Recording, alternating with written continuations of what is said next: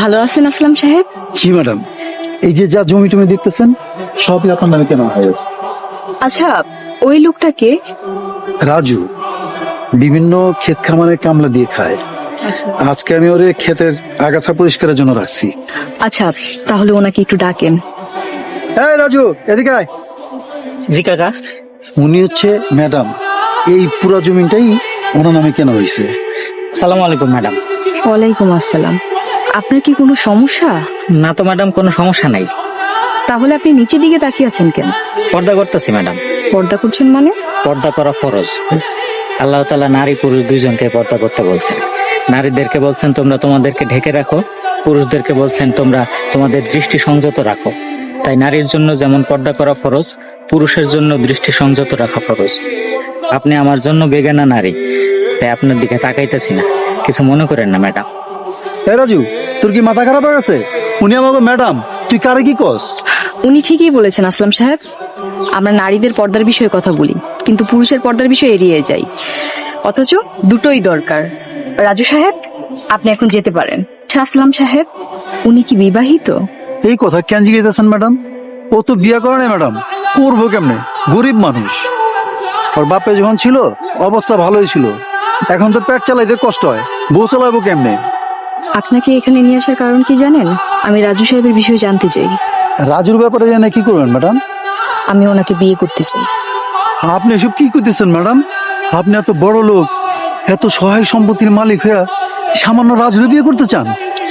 আসলাম সাহেব, মানুষ কখনো সামান্য হয় না। আর আমি ওনাকে যতদূর দেখেছি, উনি অনেক নম্র, ভদ্র, অনেক ধার্মিক একজন মানুষ।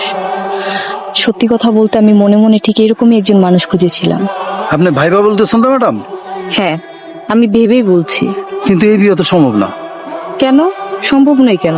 আপনি তো বড় লোক, রাজু বড় লোক পছন্দ করে না। বড় লোকে কি সমস্যা?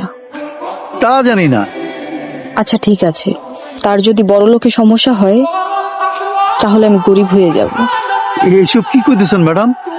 আমি তো কিছুই বুঝতে পারতেছি না। সেটা কালকেই বুঝতে পারবেন। আপনি তাহলে এখন আসেন। জি ম্যাডাম, আসসালামু আলাইকুম। ওয়ালাইকুম আসসালাম। আসসালামু আলাইকুম কাকা। ওয়ালাইকুম আসসালাম।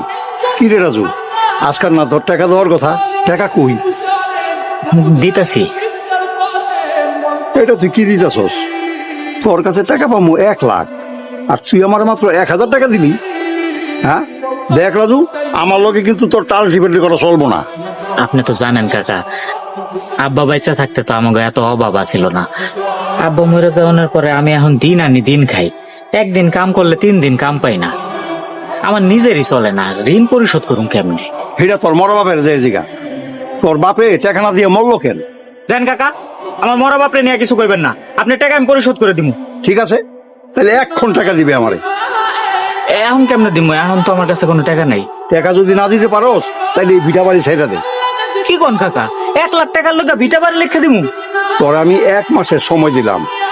আগামী 1 মাসের মধ্যে যদি তুই আমারে টাকা দিতে না পারোস, পরে বাড়িঘর কিন্তু আমি নিয়ে নেবো। কথাটা তুই মনে রাখিস।